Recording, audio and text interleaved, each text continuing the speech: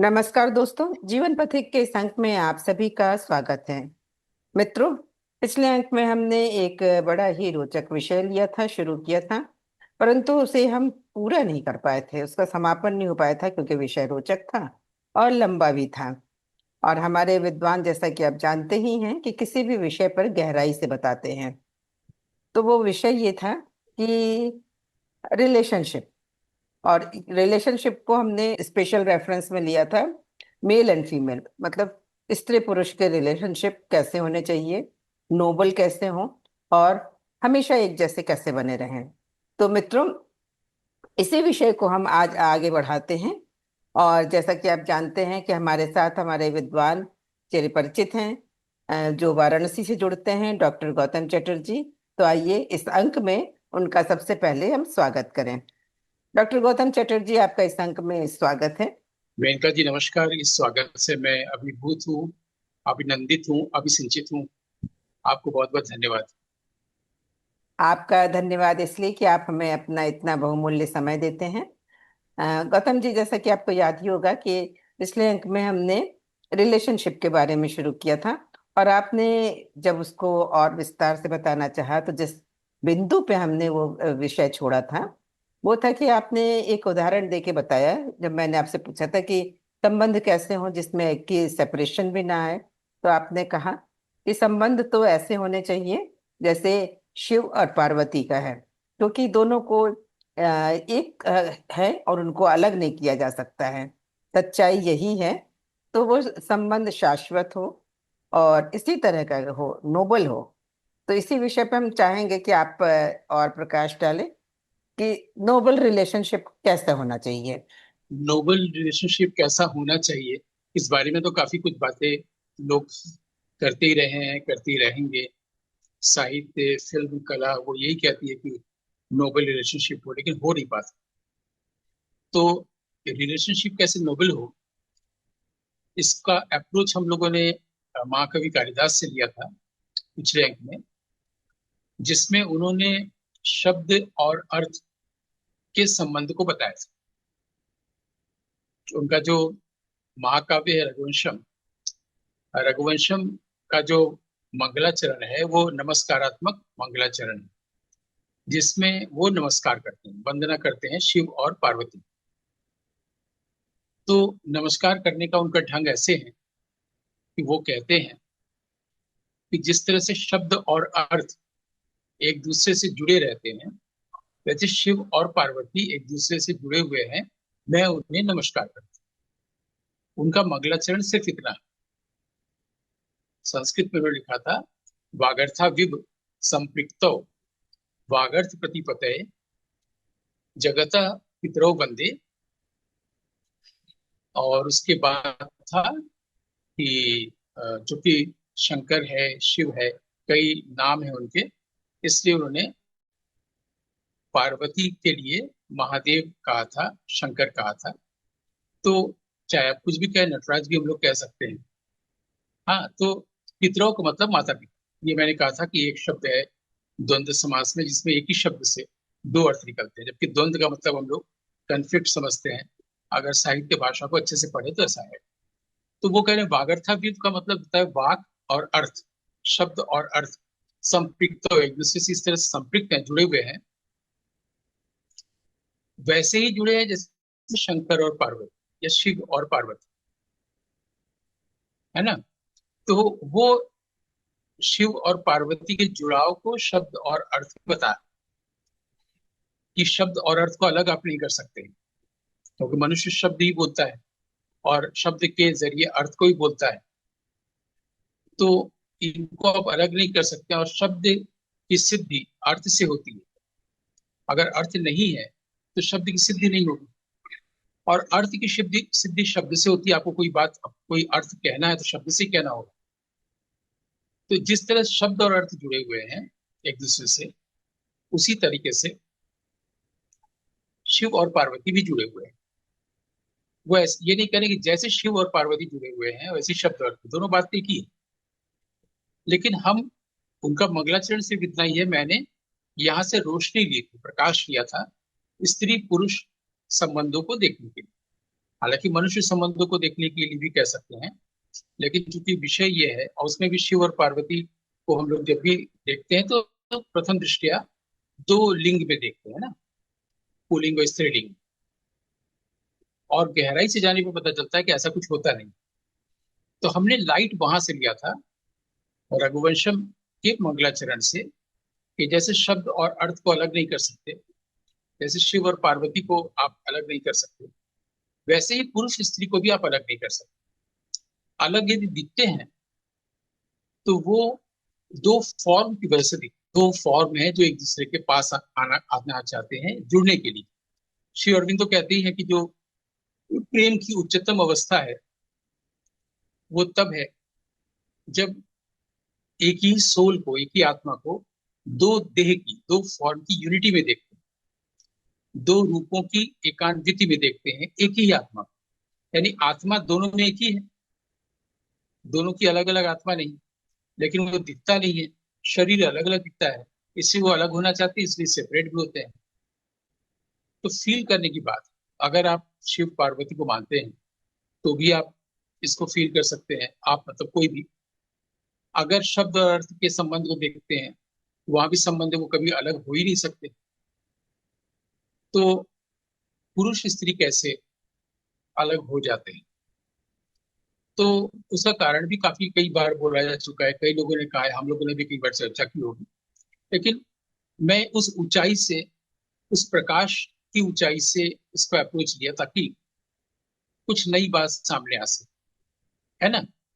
अब सिर्फ स्त्री ही स्त्री रहे दुनिया में, सिर्फ पुरुष ही पुरुष रहे, और उनके बीच में कभी श्रृंगारिक संबंध ही ना हो, तो कितना अजीब हो जाएगा ना।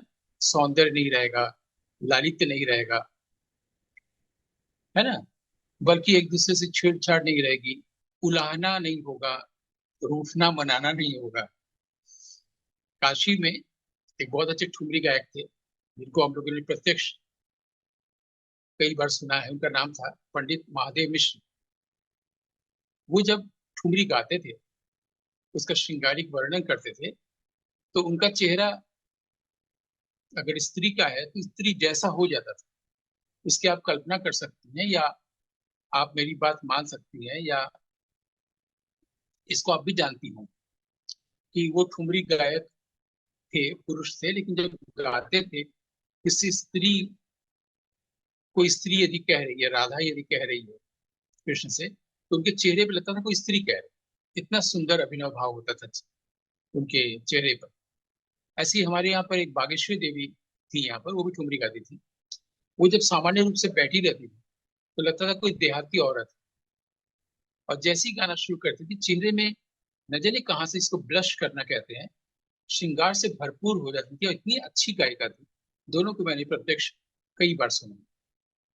तो महादेव मिश्र जी की एक ठुमरी बहुत हमारे शहर में पॉपुलर रही है और अभी भी पॉपुलर है, वो है उनके मनाए ना मानूंगी। मतलब राधा कह रही है कि कृष्ण हमको कितना भी मनाए, मैं नहीं मानूंगी।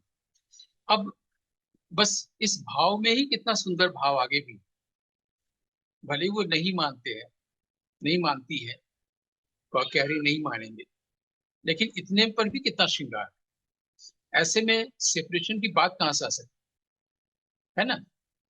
तो आप देखिए, ऐसा भी वो मिलता है जब हम लोग कवियों की दुनिया में जाते हैं, सूर सागर में जाते हैं, भ्रमर गीत में जाते हैं, तो उसमें ऐसा दृश्य भी, ऐसा इमेज भी मिलता है कि श्री कृष्ण लेटे हुए हैं और उनके सीने पर अपना सिर देख के राधा लेटी हुई है। बहुत आराम से दोनों लोग लेटे हुए हैं, लेकिन राधा जब बाई करवट लेती है सीने पर अपने गाल रख के, तो श्री कृष्ण के हृदय में सीने पर एक कौस्तुभ मणि, कौस्तुभ मणि में उनको अपना ही चेहरा, अपना ही अ, जिसको कहते हैं आईने में जैसे अपना ही प्रतिबिंब दिखता है, उसी कौस्तुभ मणि में राधा को अपना ही प्रतिबिंब दिखता है। और वो रूठ जाती है कि दूसरी महिला कौन है। अब श्री कृष्ण उनको कहते हैं भाई ये कोई दूसरी महिला नहीं है, तुम ये, लेकिन वो नहीं मानती है, उनके मनाए न मानूंगी। तो ये जो स्त्रियों का रूठना है, पुरुषों का बनाना है, ये कहाँ से होगा अगर सेपरेशन होगा तो, अगर प्रेम नहीं है ना। दरअसल तो संबंध है, प्रेम है। और ऐसा नहीं बार बार स्त्रियां ही रूठती हैं, पुरुष भी रूठते हैं। उनको पानी लाने के लिए भेजा जंगल में, सीता जी को। अब वहां पर उनकी कई सहेलियां बन गई थी, जंगल में रहते रहते वन में। तो वो लोग मिल गई, बात करने लगी, लौटी देखिए राम रूठे हुए हैं। और वो देखते ही समझे कि रूठे हुए हैं, तो उनको पहले ही हाथ जोड़ के माफी मांगी कि गलती हो गई। कई बार बसंत रूठ जाता है, पूरी वनस्पति जो है वीरान हो जाती है। तो, तो ये जो ये जो प्रसंग हम जानबूझ के लाए हैं रूठने मनाने का, वो इसीलिए कि देखा जाए कि कैसे कवियों ने ही नहीं, प्रकृति ने, ईश्वर ने कितना सुंदर धरती बनाई है, हम नुकसान करते हैं, है ना। मतलब साहित्य में तो जाएंगे तो एक से एक बढ़ के एक चीज मिलती है। जैसे वो कालिदास के ही उसमें है अभिज्ञान शाकुंतलम में, जब वो आश्रम में गए, उनको पता नहीं वहां शकुंतला है। जब वैखानस, जो वहाँ के ऋषि थे, तपस्वी थे, तापस, वो उनको कहते हैं आप आश्रम में जाइए। जब उनको पता चलता है कि ये राजा दुष्यंत है, तो दुष्यंत अपना सारा वेशभूषा अपने सारथी को देकर के आम आदमी की तरफ प्रवेश करते हैं। जैसे ही प्रवेश द्वार पर प्रवेश करने जाते हैं, तो उनकी दाहिनी भुजा है फड़कने लगती है। तो उसमें दुष्यंत कहते हैं कि दाहिनी भुजा फड़क रही, इसका मतलब कोई वर स्त्री मिलने वाली है। वर का मतलब श्रेष्ठ होता है। संस्कृत साहित्य में, वैदिक भाषा में भी वर का मतलब श्रेष्ठ। आज हम लोग वर वधु कहते हैं, तो इसमें है कि वर स्त्री मिलने वाली है। इसका मतलब है कि कालिदास को शकुन शास्त्र की भी जानकारी थी। एक बार होता है ना, मेरी दाहिनी आंख फड़क रही है, बाई आंख फड़क रही है, हाथ में ये हो रही, जरूर ऐसा होगा। ये सबको जिसमें पढ़ते हैं सामुद्रिक शास्त्र के अलावा, उसको शकुन शास्त्र कहते हैं। यानी कालिदास ने वो भी पढ़ रखा। तो दुष्यंत कहते हैं कि मेरी दाहिनी भुजा फड़क रही है, इसका मतलब कोई वर श्रेष्ठ स्त्री मिलने वाली। उनको पता नहीं कैसा होगा। और तुरंत उसके बाद ही प्रियमदा और शकुंतला को देखते हैं थोड़ी देर बाद। ऐसा ही हम लोग सुंदरकांड में भी देखते हैं कि जैसे ही अभी हनुमान जी आए नहीं है सीता जी के पास, और सीता जी की बाई भुजा, स्त्रियों की बाई भुजा को शुभ और पुरुषों की दाई भुजा को शुभ माना गया है, उनकी बाई भुजा फड़कने लगती है। यानी ये वाल्मीकि और तुलसीदास को भी पता है इन सब सिम्टम्स का। ये सब हम लोग जब पढ़ते हैं, और हम लोग साहित्य से और कला के शास्त्र से संस्कार लेते हैं, तो वहां पर ये भीतर आ ही कैसे सकता है कि सेपरेशन, अलग हो जाना। रूठना मनाना तो ठीक है, रूठना भी एक प्रकार का श्रृंगार ही हमारे साहित्य में कहा गया है, विप्रलंब या वियोग श्रृंगार।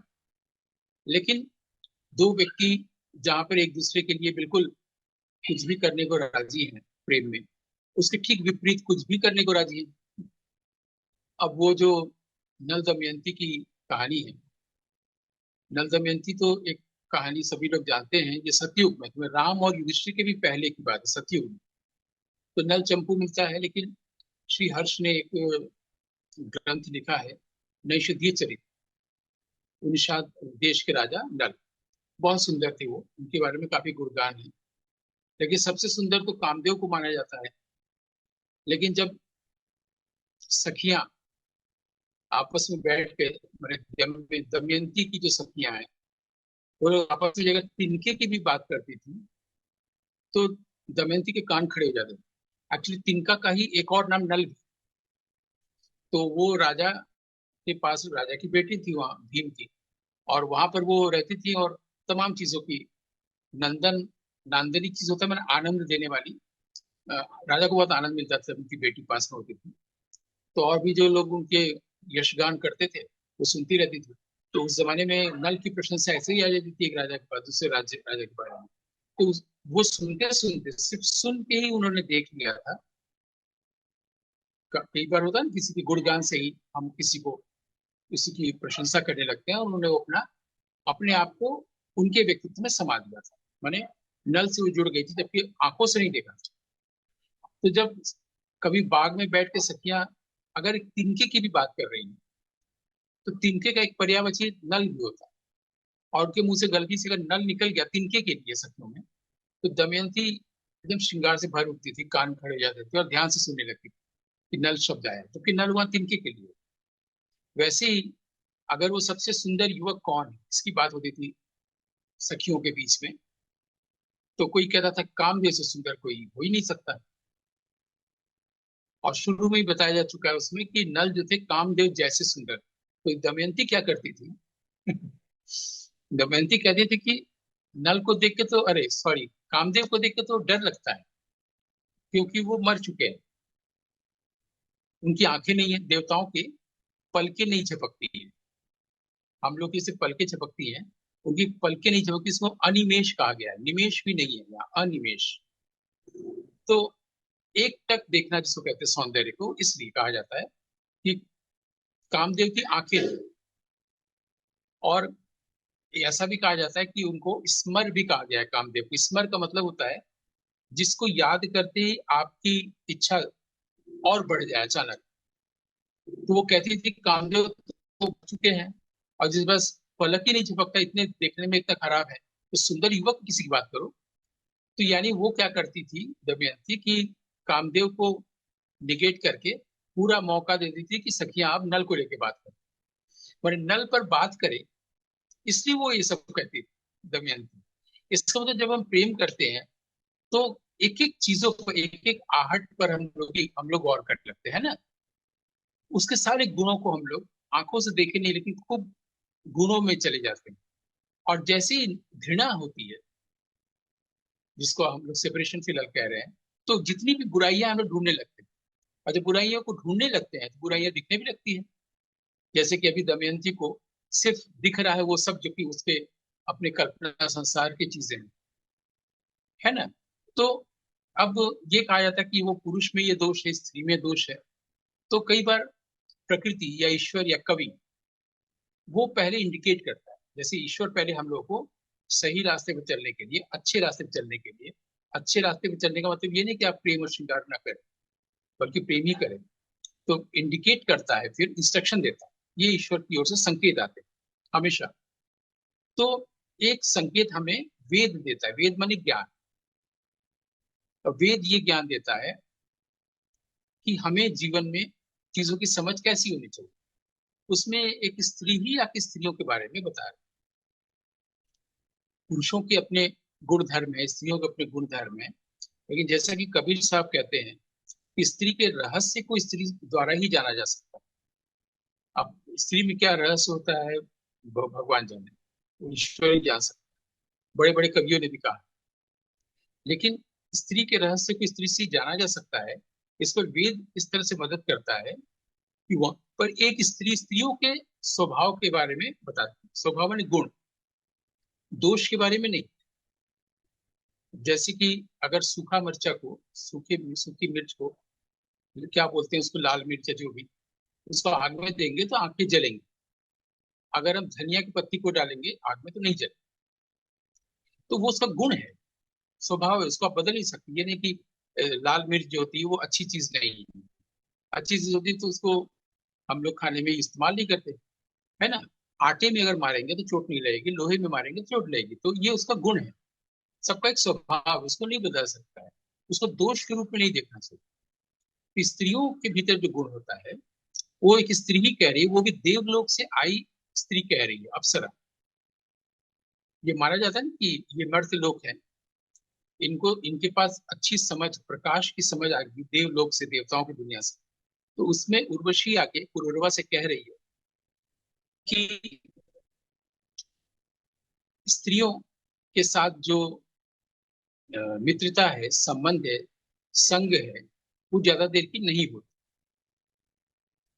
क्योंकि उनमें जो है सख्य भाव ज्यादा देर तक नहीं रहता। सख्य भाव माने सखा भाव। अगर आप एक पुरुष किसी स्त्री का संग कर रहा है, प्रेम कर रहा है, संबंध है, सब कुछ है, लेकिन इसमें उसका दोष नहीं स्त्री का, ये उर्वशी कह रही है पुरुर्वा से। स्त्रियों में सख्य भाव ज्यादा दिन तक नहीं है। ऐसे कई तर्क किए जा सकते हैं कि कई लोगों के संबंध जीवन भर रहते हैं, कई लोगों के साथ संबंध कई वर्षों के रहते हैं, ऐसे तर्क किया जा सकता है। लेकिन वो जो इंडिकेशन दिया जा रहा है वेद के जरिए, उर्वशी के माध्यम से, लेकिन कह तो रहा है वेद एक ज्ञान है, उसके इंडिकेशन को एक बार सुनना चाहिए, नहीं तो फिर इंस्ट्रक्शन आ जाती है प्रकृति की ओर से। वो कह रही है कि स्त्रियों में सख्य भाव अधिक देर तक नहीं रहता।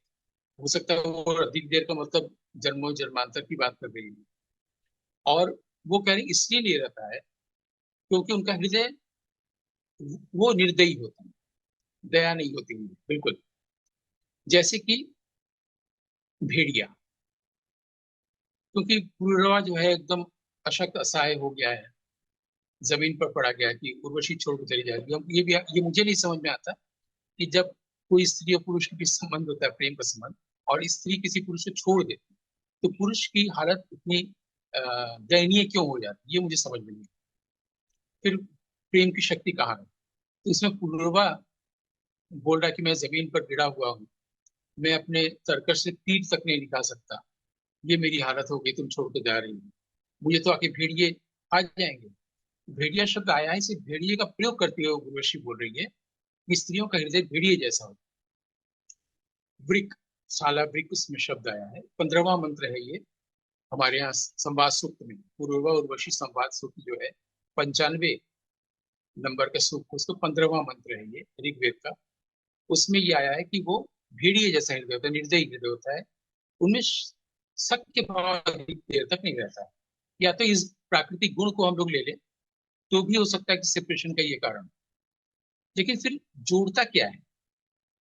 अगर किसी स्त्री को पुरुष के साथ जुड़ा हुआ है, पुरुष का स्त्री के साथ जुड़ा हुआ है, पुरुरवा उर्वशी का हुआ है, नल दमयंती का हुआ है, राम सीता का हुआ है, शिव पार्वती का हुआ है, और अगर वो इस तरह से संपृक्त होते हैं जैसे कि कालिदास कहते हैं शब्द और अर्थ, यानी दोनों के एक दूसरे से जुड़ने में ही सिद्धि है, अलग होने में सिद्धि नहीं है ना? तो फिर अलग क्या होता है जो करता है? ये इसको अगर बहुत गौर से देखा जाए तो बहुत सरल होता है। वो ये है कि पहले तो दूसरे का जो भाव है वो मन के कारण है। एक दूसरा, हम जो सामने किसी व्यक्ति को देख रहे हैं उसके बारे में हम इंद्रियों से जो कुछ भी सूचनाएं ले रहे हैं वो सब मन में जा रहा है। अच्छा, मन के बारे में एक शब्द आया है उसी नैषधीय चरित्र में, मनोभव। मनोभव का मतलब होता है, मनोभाव तो हम सभी लोग जानते हैं, मनोभाव का मतलब ये होता है जब हम इच्छाओं की आज्ञा मानते। जैसे मान लीजिए कि मुझे अभी कोई क्लास करना है और मेरी इच्छा नहीं हो रही है तो मैं क्लास बंक करूंगा। मेरा मन आज खाना बनाने का नहीं, या खाना खाने का नहीं है, या किसी और चीज का करने का है। हम ठीक वही करेंगे ना, यानी इच्छा के नियंत्रण में है, यानी कि इच्छा के आदेश का पालन करना। तो इच्छा के आदेश का पालन करना माने इच्छा के आदेश का पालन मन कर रहा है। यहाँ पर जानबूझ के मन बोला जा रहा है, मैं नहीं कर रहा हूँ क्योंकि मैं मन नहीं हूँ।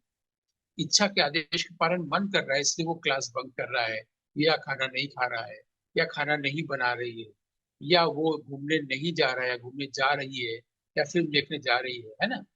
तो इच्छा के आदेश का पालन मन कर रहा है और व्यक्ति को लग रहा है कि मैं कर रहा हूँ या कर। तो जब इच्छा के आदेश का पालन वो मन कर रहा है तो वो जुड़ रही है, और इच्छा के आदेश का पालन जब मन कर रहा है तो वो अलग हो रही है। इच्छा के आदेश का पालन जब मन कर रहा है तो वो जुड़ रहा है, इच्छा के आदेश का पालन जब मन कर रहा है तो वो अलग हो रहा है।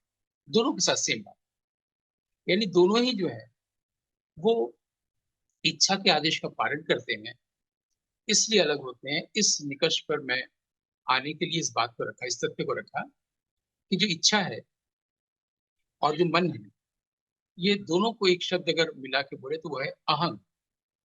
अहंग वृत्ति, अहंकार या ईगो। ईगो का मतलब यही नहीं होता है कि वो लोगों की तरफ नजर उठा के नहीं देखता, या वो दूसरे को बिल्कुल तुच्छ समझती है, या अपने आप को बहुत पढ़ा लिखा मानता है, अपने आप को वो बहुत ज्ञानी समझता है, या अपने आप को बहुत ही अमीर, या वो राजा की बेटी समझती है, या आप जैसे फिल्मों में दिखाते हैं, है ना? तो ये जो, इसको ईगो नहीं कहा जा रहा है। ईगो एक सामान्य चीज है जो मनुष्य में होता है, उसके स्वभाव का एक हिस्सा है, उसके मानस का एक हिस्सा है। तो इसको अहंग बोला गया हमारे यहाँ दर्शन में।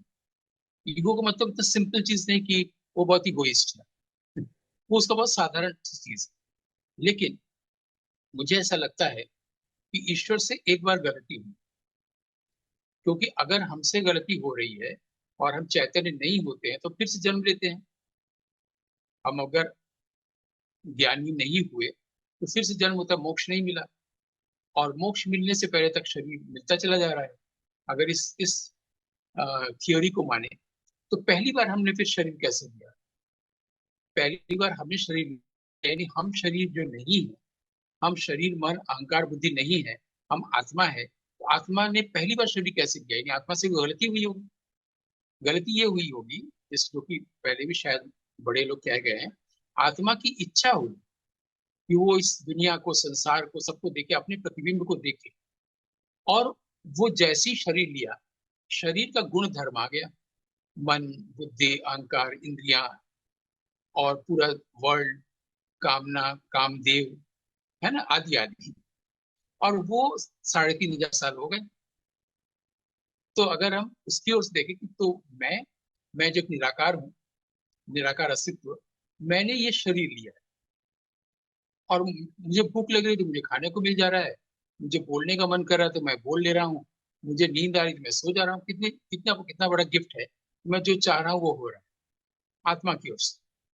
लेकिन वो जो अहंकार है, उसके होने से बुराई क्या है? अहंकार ने, हम जो एक विशाल विराट रूप है, निराकार एम्प्टीनेस जो पूरे विश्व भर में है, उससे बड़ा विश्व ही नहीं। विश्व तो उसका एक छोटा सा हिस्सा है। अगर एम्प्टीनेस नहीं होगा तो वर्ल्ड नहीं होगा। एम्प्टीनेस को ऐसे भी समझ सकते हैं कि जब हम लोग कोई कुआं खोदते हैं, गड्ढा खोदते हैं, उसमें जो मिट्टी निकलती है तो हम लोग कहते हैं खाली जगह बन। दरअसल खाली जगह पहले से थी जिसमें पृथ्वी भरी हुई थी। ये देखने का ढंग होना चाहिए। खाली जगह ही सत्य है। तो खाली जगह जो एम्प्टीनेस है वो इंपॉर्टेंट है, वो मैं हूँ। लेकिन उसको अहंकार ने लिमिटेड कर दिया। उसने हमको लिमिटेड कर दिया है तो हमको सत्य नहीं दिखता। इसलिए हमें जब कोई, हमारे ईगो को जब कोई सेटिस्फेक्शन नहीं मिलता है, ईगो हर्ट होता है, हम बुराई देखना शुरू करते हैं और सेपरेट हो जाते हैं। ये मूल कारण है। इतनी सी बात अगर समझ में आ जाए तो शब्द और अर्थ की तरह, शिव और पार्वती के साथ तरह, हमेशा दोनों लोग एक दूसरे से जुड़े रहे। यहीं पर आके मैं विराम दूँ। बहुत सुंदर तरीके से आपने इस बात को एक्सप्लेन किया कि किस तरीके से, जिस तरीके से शब्द और अर्थ जुड़े होते हैं या शिव और पार्वती जुड़े होते हैं, उसको अगर हम समझ लें तो हम हमेशा जुड़े रहेंगे, अगर हमारे अंदर अहंकार नहीं आए या हम हाँ, इच्छा के गुलाम ना हो, कहा जाए, ये इच्छा के गुलाम ना हो, तो हम जो है हमेशा रह सकते हैं। तो आपने तमाम तो अभी हम लोग पास उदाहरणों कितना समय है? अभी 1 मिनट, 2 मिनट, हाँ है, अभी है समय, हाँ। है ना? हाँ। तो उसमें एक चीज और याद आ गई कि हम्म। जब वो घबराई हुई थी शकुंतला कि उनके जो पिता जैसे हैं, क्या कण्व ऋषि आश्रम में, जिन्होंने उनको पाल पोस के बड़ा किया है, वो अगर जान जाएंगे कि वो गर्भवती है तो कैसे क्या होगा। तो प्रियंवदा को भेजी हुई है वो याद आ रहा है। तो जाके देखती क्या है कि वो आराम से यज्ञ कर रहे हैं काश्यप। कण्व ऋषि को काश्यप भी कहा गया है। जो लोग अभिज्ञान शास्त्र में पढ़ते हैं वो सोचते हैं काश्यप कहाँ से आ गया। कश्यप के पुत्र थे कण्व ऋषि, और इसको संस्कृत व्याकरण ऋषि से इसलिए उनको काश्यप भी कहा गया है, ऐसा कहा जाता है। तो प्रियंवदा को ये पता चलता है कि दरअसल वहां पर आकाशवाणी हुई थी कि जिससे शमी की लकड़ी होती है, इसके भीतर आग होता है। एक लकड़ी होती है शमी, जैसे शमी का पौधा भी होता है, शमी एक लकड़ी भी, जिसके अंदर आग। तो वो आकाशवाणी हुई थी, और ये हुई थी कि जिससे शमी के भीतर आग पल रहा होता है, वैसे ही तुम्हारी कन्या यानी शकुंतला के गर्भ में भी दुष्यंत का तेज पल रहा है, उसकी उसको रक्षा करनी होगी। ऐसे वो जान गया था कि वो गर्भवती है। कितने सुंदर ढंग से पढ़ रहे हैं। और वहां पर आकाशवाणी शब्द नहीं आया, वहां छंदोमयी वाणी आया। तो हम लोग तो बचपन से पढ़ते हैं कि आकाशवाणी हुई कंस के सामने, जो देवकी गर्भ का 8वां पुत्र होगा वो तुम्हारा तुम्हारा प्राण लेगा। तो आकाशवाणी बचपन से हम लोग जानते हैं। उसी आकाशवाणी के तर्ज पर रेडियो स्टेशन का भी नाम हुआ आकाशवाणी। जैसे कि आकाश से वाणी हो, लेकिन इसको, उसका सही शब्द है छंदोमयी वाणी। हम्म। तो मुझे अभी अचानक से वो याद आ गया। और एक घटना और याद आ गई कि स्त्री पुरुष संबंधों में ही, कि एक बार वो तपस्यारत थे, मतलब ध्यानस्थ थे शिव। मुझे आज तक नहीं पता कि शिव ध्यान किसका करते और क्यों करते हैं। बगल में पार्वती बैठी हुई थी, तो कोई उनका भक्त है, कोई एक महिला थी जो बहुत उम्र हो गया था, सारे लोग एक ग्रुप जा रहा था शिव का दर्शन करने, वो चल नहीं पा रही थी। लेकिन अचानक कोई आके गणेश या कोई एक रूप लेके बोला कि तुम आंख बंद करो, और आंख खोला तो अपने आप को शिव के सामने पाया। तो ईश्वर ने मदद की उनकी, ताकि उतनी पहाड़ जोड़कर कैलाश तक कैसे पहुंचे।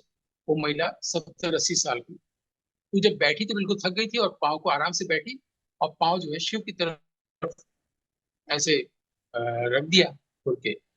पार्वती को बुरा लगा, तो उन्होंने अपनी परिचारिका को कहा कि इशारे से जाके उसको बोलो कि पाँव को वो बटोर ले। अब बेचारी एक तो 70-80 साल की उम्र में कोई भी समझ सकता है, जैसे मैं तो समझता हूँ, मेरी उम्र हो गई है। उस उम्र में ऐसा होता है कि आदमी थोड़ा पाँव फैला के बैठता है, और पाँव मोड़ के बैठने में दिक्कत होती है ना, दर्द होता है। तो उसने कहा, लेकिन पार्वती ने ये नहीं समझा कि उसको दर्द हो सकता है, वो सहज बैठी है, शिव को कोई प्रॉब्लम नहीं है। लेकिन पार्वती को बुरा लग रहा है, बहुत देर तक सहते सहते नहीं हुआ, तो उसने परिचय से कहलवाया। बेचारी पाँव मोड़ी, दर्द होने लगा। तो वो सोची कि क्या करे, पाँव को किसी एक तरह तो फैलाना पड़ेगा। तो घूम गई महिला, पाँव को इधर फैला लिया सामने शिव पे। अब सब लोग देख क्या रहे हैं, जिधर वो पाँव फैलाई उधर शिव है। अब वो फिर मोड़ रही है, जिधर भी वो पाँव फैला रही है, तो उधर वो वहीं पर शिव आ जा रहे हैं। जब पार्वती के मन में ये बात आई थी कि परिचारिका को कहे कि वो पाँव को बटोरे, उस समय शिव ने उनसे कहा था पार्वती से कि तुम अपना मुंह बंद रखो। लेकिन उसे माना नहीं, मुंह खोला। अब शिव ने अब पार्वती से कहा कि तुम देख रहे हो कि तुम्हारे कारण मुझे कितना वो करना पड़ रहा है। ये मुझे याद आ गया, तो मैंने सोचा कि इसको भी अभी कहें। बहुत बहुत अच्छे अच्छे आपने घटनाएं बताई, उदाहरण बताए, और जिससे ये एपिसोड बहुत रोचक लगने लगा। तो मित्रों, आपको भी निश्चित रूप से ये एपिसोड बहुत रोचक लगा होगा, बहुत इंटरेस्टिंग लगा होगा। और आपने संबंधों को लेकर बहुत सारी बातें भी जानी होंगी कि हम अपने संबंधों को कैसे बहुत अच्छा बना सकते हैं, कैसे नोबल बना सकते हैं। तो इतनी सारी रोचक और बहुत अच्छी जानकारियों के लिए, नई नई जानकारियों के लिए गौतम जी, आपका बहुत बहुत शुक्रिया। आपका भी बहुत बहुत शुक्रिया, अभिनंदन, आनंद।